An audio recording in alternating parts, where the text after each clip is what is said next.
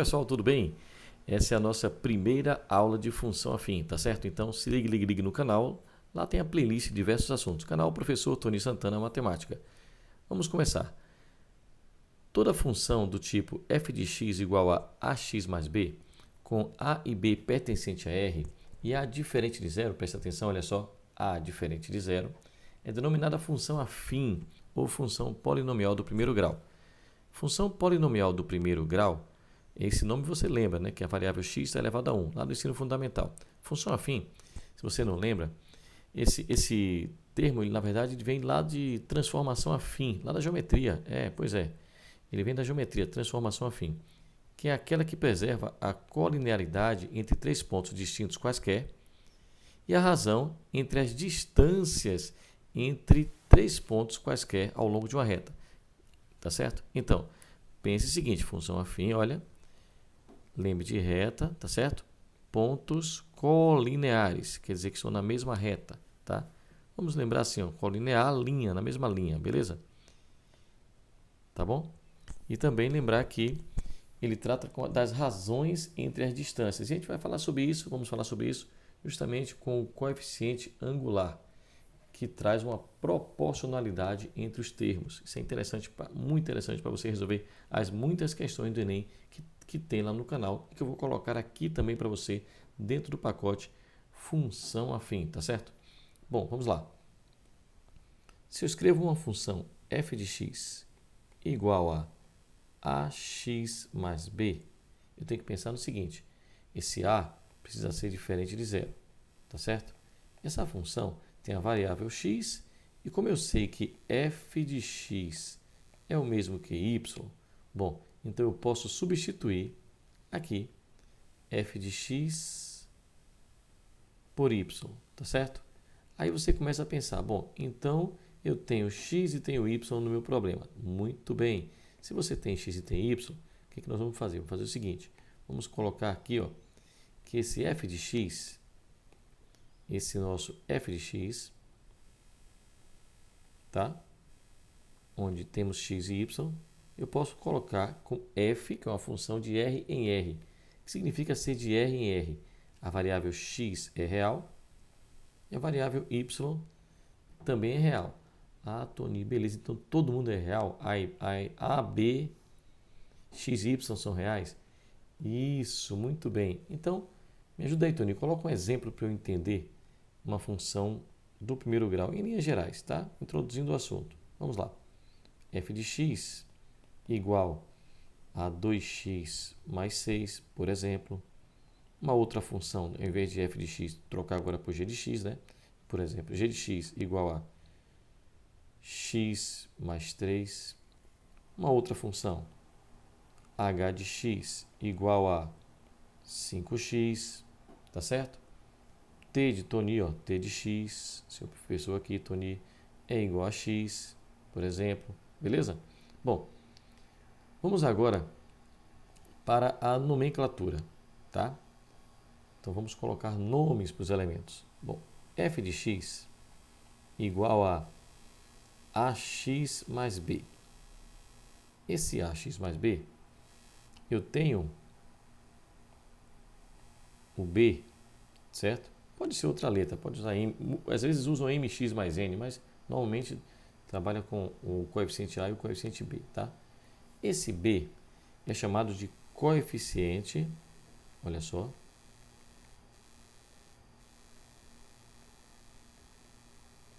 linear, tá? Linear.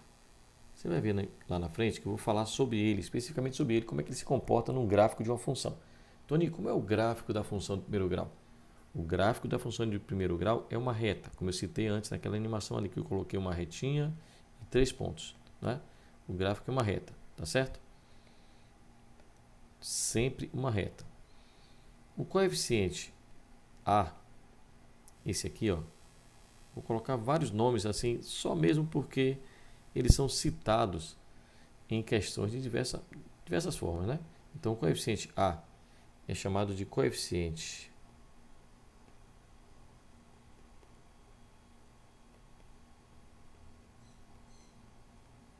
angular, tá?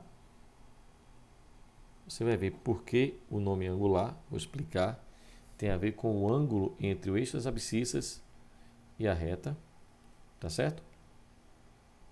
Um ângulo no sentido anti-horário. Você vai ver que vamos tratar sobre isso aí. Coeficiente angular, então.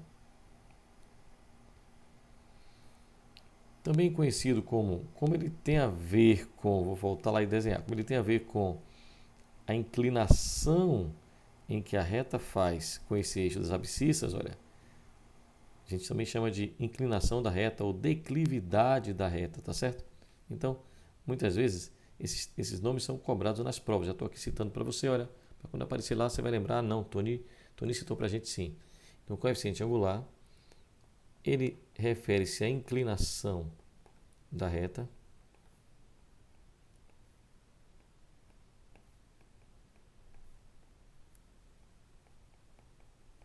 tá?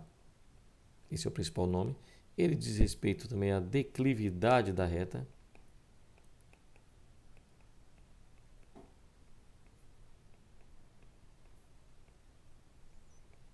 Você viu aí por quê? Mas ele também diz respeito à taxa de variação. Olha só, eu já vi questões inclusive associadas à biologia.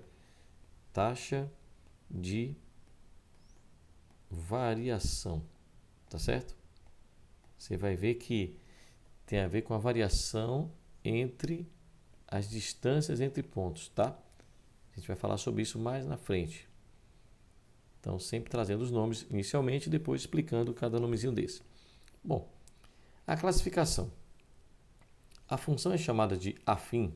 Se ligue de Auris, ó. A função é chamada de afim. A função é f de x, né? Igual a ax mais b.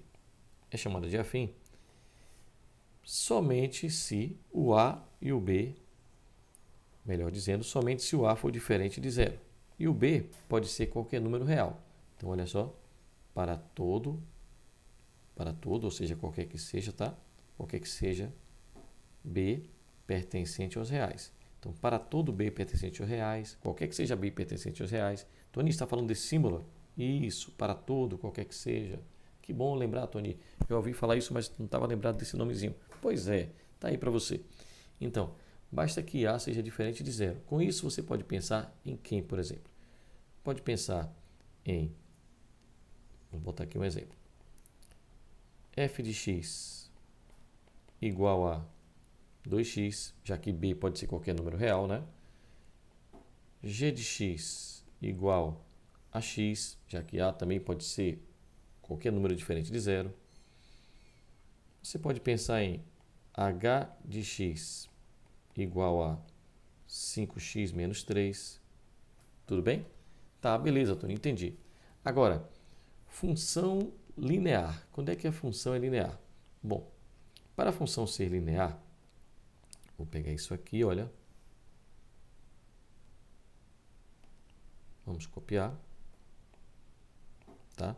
Para a função ser linear, a função f de x igual a x mais b, é claro, a tem que ser diferente de zero para ser uma função afim ou do primeiro grau. Tony, então você está me falando que a linear é um tipo de função afim? Isso, muito bem. A linear é um tipo de função afim. Já captou bem, hein? Então a precisa ser diferente de zero, mas é necessário que o b, ou seja, o coeficiente linear, justo ele, seja igual a zero, tá? Ah, tá. Então quer dizer que essas duas funções aqui que você me deu, aqui em cima, eu posso dizer que elas são funções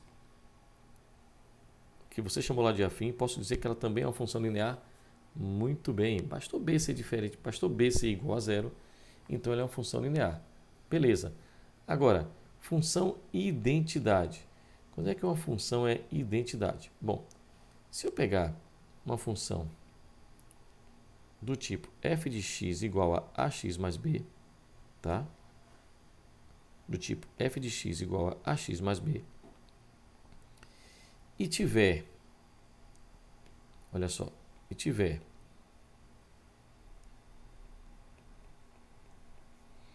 a igual a 1 e b igual a 0, aí como é que fica, Tony? Fica assim, ó, f de x igual a x, porque a é 1, b é 0. Ou, se você preferir, y igual a x no lugar de f de x. Essa função é chamada de identidade. Por quê? Porque o x e o y são idênticos. Só que quando você vem num gráfico, tá? Você vem num gráfico e traça aqui pontos onde x e y são iguais. Aqui eu tenho y, aqui eu tenho x, né? Abscissa ordenada. Pontos onde x e y são iguais. Você traça pontos exatamente sobre a primeira bissetriz. Por isso, a função do primeiro grau, ela coincide com a função identidade, ela coincide com a primeira bissetriz. Esse gráfico não ficou muito em cima não, né? Vamos ver se eu consigo colocar ele aqui em cima.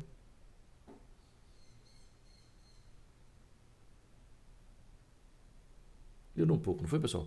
Então, olha, ela coincide com a primeira bissetriz. Então, a função y igual a x, ela divide por ser a primeira bissetriz, olha só, lembra lá da aula de plano cartesiano, ela divide o primeiro quadrante e o terceiro, divide o ângulo ao meio. Logo, se temos 90 graus no total, cada um vai ter 45, tá certo? Bom, então, 3.3, função identidade. Olha só, essa parte de interseção com os eixos, nós vamos trabalhar na aula 2, tá? Para a aula não ficar muito longa, tá certo? Então, vamos encerrar por aqui e já se ligue na aula 2 de função afim. Um abraço e até a próxima.